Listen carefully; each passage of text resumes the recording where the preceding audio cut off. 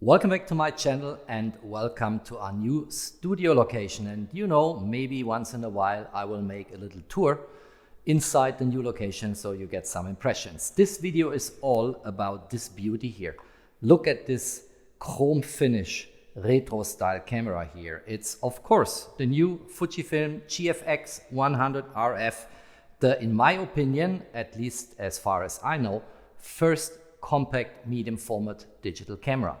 And this video is all about this new camera, which I have for a few weeks now, and I want to start talking about that camera by looking at shooting at night. Because for me, it's pretty clear, a camera that makes fantastic images at night will for sure also make fantastic images in daylight.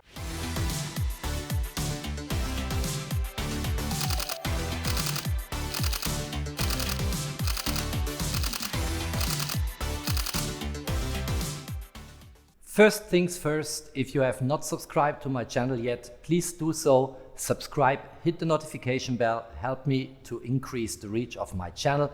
I will be very grateful for that, and it also helps our community here when we discuss all kinds of topics on photography and gear. All right, let's go right into the topic. So what is this? This is kind of a Leica Q3 with a medium format sensor. It also has a different design, of course. The design here reminds Fuji shooters a lot in the X100 Mark X, depending on what newer or older version of the X100 you're looking at. And the design is minimalistic, but with a lot of mechanical elements. And I personally like that a lot. So it's a medium format sensor. It's the sensor we have in the Fuji GFX100 Mark II, kind of. And it provides 102 megapixel, great dynamic range. I'm going to show that in the sample images. And it's also a substantially larger sensor than what you find in the Leica Q3. So the Leica Q3 sensor is 36 times 24 millimeter in terms of dimensions. And this beauty here has a sensor with dimensions 44 times 33 millimeter, give or take. In contrast to all other GFX cameras, the lens is fixed mounted. And it's a 35 millimeter lens, and it's a beautiful lens. And if you think about the crop factor, if you migrate from a medium format sensor with 44 times 33 millimeter towards a full frame sensor with 36 times 24 millimeter, the crop factor between the two sensors is 0.79. And if you look into 35 millimeter times 0.79, you actually end up at the magic 28 millimeter, which is absolutely my field of view, my perspective. I love so much for street photography. Having said that, people following me on my channel know that the new Leica Q3 with 43 millimeter makes me even a little bit happier than the established Q3. So I like the 43 millimeter a lot and what it brings to the table. In this particular video here, which I tend to keep short, I don't want to dive into the detailed specifications of this new compact camera. But the dimensions of this camera are super, super compact. And I was skeptical for two reasons when I looked first into that camera. The first reason was that there is no image stabilization in that camera. So the Leica Q3 also has no in-body image stabilization, but has optical image stabilization in the lens. And that works very well and gives you a couple of stops reserves if you want to shoot longer handheld. This one here has no image stabilization at all. However, having said that, my personal experience having shot this camera for, let's say, a few weeks now is that if you have calm hands, you can easily shoot handheld up to 1/15 seconds, which is remarkable given that we talk about a 35 millimeter focal length here. And that is, of course, something I, for myself, clarified now. So I'm happy to have this GFX100RF without image stabilization. The second fact that made me highly skeptical is that the widest open aperture here on that camera actually is an f4. If you see this here, it's an f4. And that is not really wide and will not give you that shallow depth of field you can generate with a Leica Q3 28 millimeter, which has the widest open aperture of f1.7. So I was very skeptical, but guess what? I don't mind. It doesn't disturb me. It doesn't take away the fun and the enjoyment I have of this new camera here. And I might share in a couple of subsequent videos why this is actually the case. The camera has a few special mechanical elements which are worthwhile to be mentioned, also in a video which basically is about shooting this camera at nighttime in the Swiss mountains. There is a lever here, and with this lever in both directions you actually get a digital teleconverter, which is nothing else but a digital crop.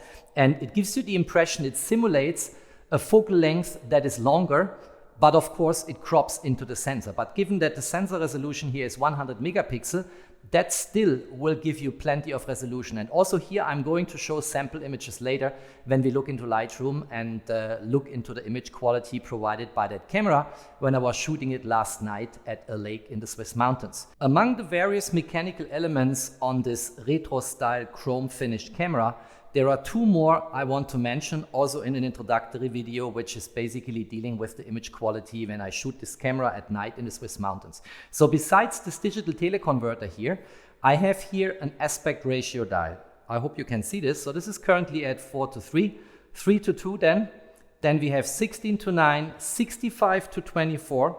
And for videographers, this will be great to have all these aspect ratios. 17:6, then we have here 3:4, then we have 1:1, which is the square, then we have 7:6, and then 5:4, and then we have C, which means the control over the aspect ratio goes to a command dial, and we have a couple of them. Here is one, and there is one here on the front side, if you have a look here.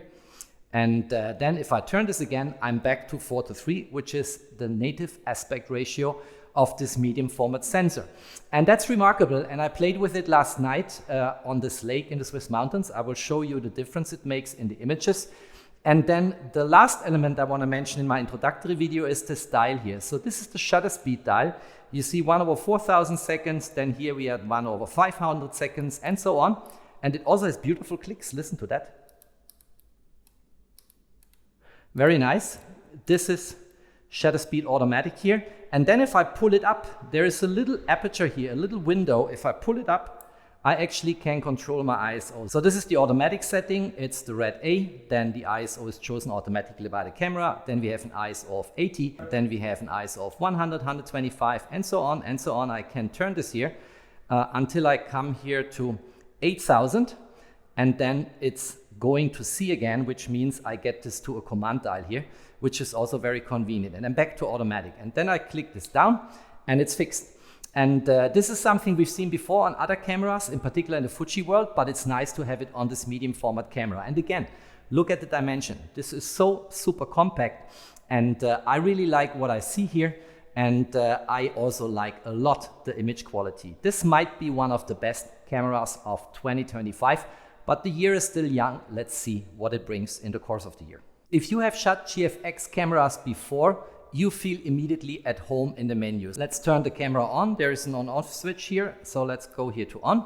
And then you get into a familiar setting here. And the menu, of course, is very, very much the same as what you know in the GFX world on all the other cameras, which all are system cameras where you can change the lens. That's not possible here. So there are lots of things going on. And let me quickly show you this lever here with the digital teleconverter. So here I'm at the native 35mm. If I pull this lever once, this one here, pull it once, then it changes, and it also gives me here the simulated focal length, which is 45mm. I pull it another time, I'm ending up here at 63mm, which by the way has a dedicated lens in the GFX system, and then I pull it again and come to 80mm. And I show you in the sample images how this looks like. And as I said before, it's a crop into the sensor, but given the huge resolution reserves you have on a 102 megapixel sensor, it's not a problem at all to crop in. And although this is an introductory video, let me also quickly show you the aspect ratio dial here. So this is the native aspect ratio of the sensor, 4:3.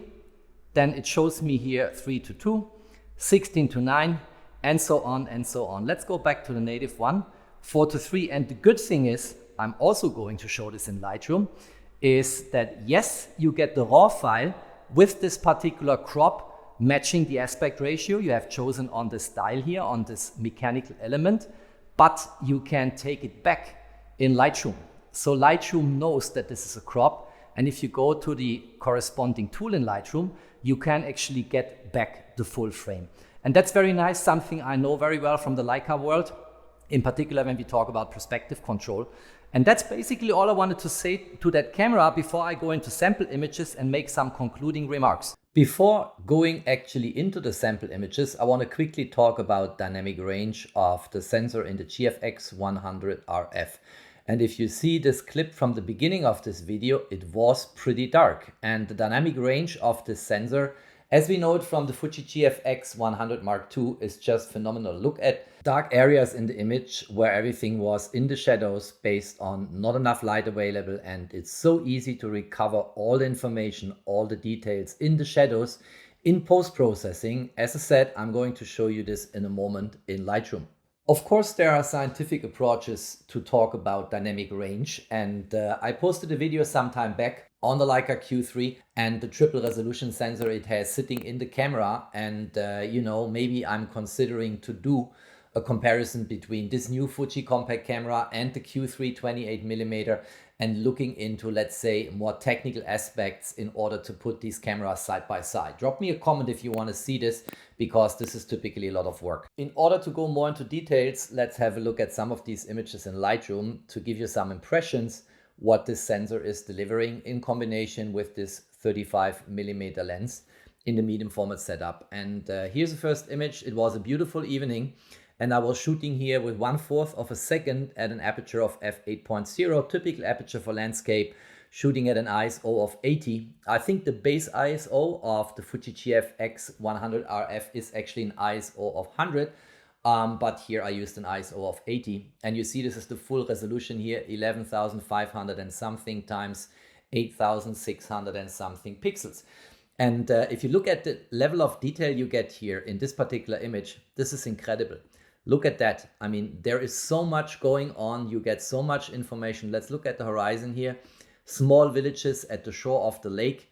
And it's just fantastic. But also the colors, the way they come across here at the sunset. And also here then in the more shadow areas, what I was able to recover. Information out of shadows looks really, really good. I like a lot the image quality coming from this new compact camera.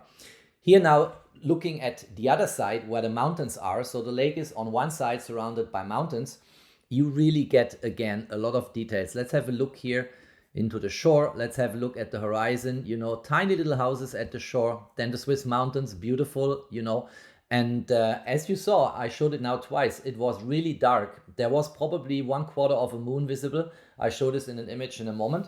And otherwise, there were, of course, street lights and cars passing by. I also was able to catch some nice light trails, but it was pretty dark. And this camera really delivered. So this is the full frame 4:3 aspect ratio. Then I switch here to a 16:9 aspect ratio. And then I switch here, always using this aspect ratio dial, this mechanical element I showed before on the camera.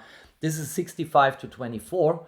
This here is a 17:6. This here is the 3:4. So that's then in portrait mode. This one here is the 1:1, the square, of course. And then here we come to 7:6. And here we come to 5:4. And that's the way this aspect ratio dial works. And you see how the resolution changes. Let me scroll back in the sequence of images. So here we have 10.7K times 8.6K. Here we have 10.05K times 8.6K. Then we have 8.6 times 8.6K, which is the square, of course, and so on and so on. You see in the upper left-hand side corner in the metadata how the resolution changes if I scroll through these images in the backward direction. And that's the way I saw it with my naked eyes. But if I correct this upwards in exposure by 3 full stops, I actually get almost a daylight situation. And again, the way this sensor is recovering information out of shadows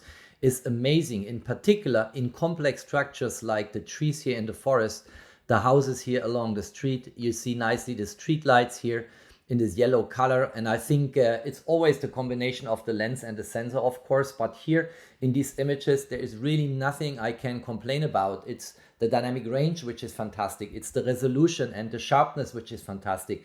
The contrast, the micro contrast, the colors, everything comes across, in my opinion, in the best possible way. And that is something which is absolutely amazing and phenomenal. If you think about the size, the dimensions, the weight, this camera has in its compact form. There is a large bridge going over that lake here, and I was standing at the side and just catching some light trails here. Again, you see the details, you see the light trails here of the cars passing by. And again, if we go here into the dark areas, this is corrected by 2.5 to 3 full stops. It looks really good. Normally in these dark areas, if you recover information like these houses here out of shadows, you get a lot of noise and it's not very detailed. But here it just looks absolutely fantastic. Looking again at the other side from the bridge, we have here the moon. You see this here, nicely captured. Also some slight star trails here. Because this is a 10-second exposure, stopped down to f11, still an ISO of 80, so very clean, no noise, nothing visible. And I mentioned before the moon was visible about 1/4 here. You see this here, quite nice. Looking at the sunset, and this part of the lake is not surrounded by mountains, but just by small villages at the lake shore. And it's just nice how the colors come across here in that image. Looking again into light trails here, you see the cars passing by here and leaving these red light trails. And again, everything was recovered out of shadows. I'm repeating myself. It's fantastic what this camera is capable to capture.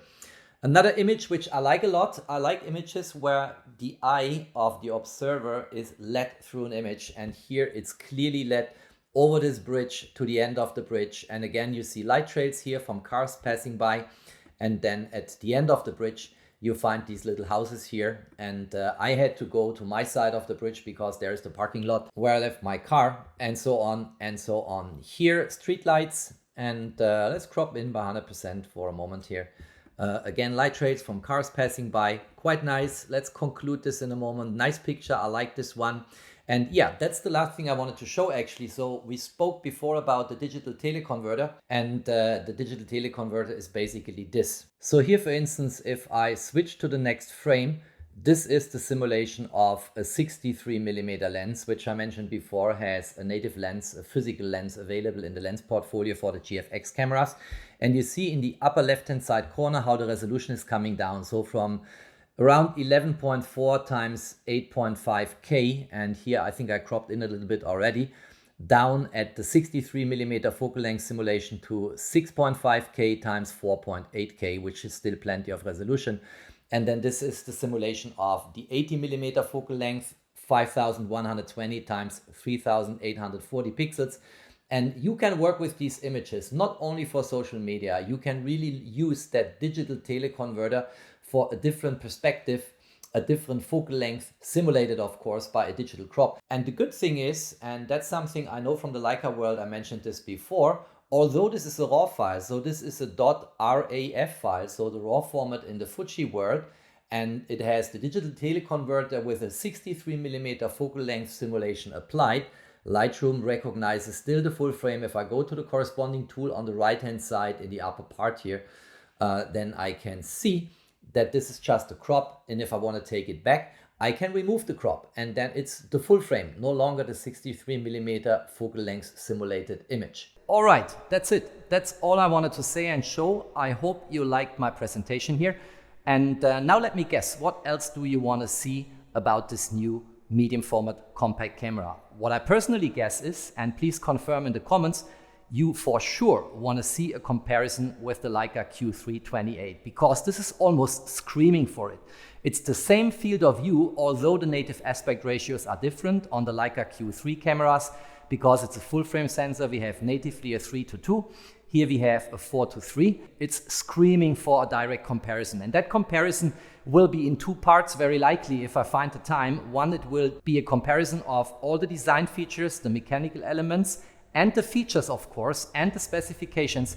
And then I'm currently planning a second video on that comparison, Leica Q328 versus Fuji GFX100RF, where I really want to make a deep dive into comparing the image quality of these two cameras. And in this comparison, let's see if we find out, or maybe do not find, that medium format sensors, given the larger size, are always superior to full frame sensors. Let's see if this is really true, or if the Leica Q328 maybe is a worthy match for a medium format compact camera. So that's something I'm myself very curious. For sure, I will consider these videos, but drop me a comment if you want to see it. It will be a lot of work, in particular in part 2, when I compare image quality and go into the more technical aspects of these two compact cameras. One with a full frame sensor in the Leica cam, one with a medium format sensor in the Fuji cam. What I'm also happy to do, if there is interest in the community, I'm happy to provide a fully fledged tutorial with many tips and tricks how to use and operate this camera. I have quite some shooting experience with it already. I admit I love it, I like it. I do not only like the image quality, I really like the handling of the camera, and I will very likely also provide a recommendation on a hand grip you can mount in addition to this, let's say, curved camera body here, where you already have a good grip. This camera is really good in hands, but of course people know that I'm obsessed by hand grips, and hand grips will even further enhance the stability in my hands. If you liked that video, don't forget to drop me a thumbs up. Stay tuned on my channel, there's always more to come. Thanks for watching, stay safe and healthy, and of course, peace out.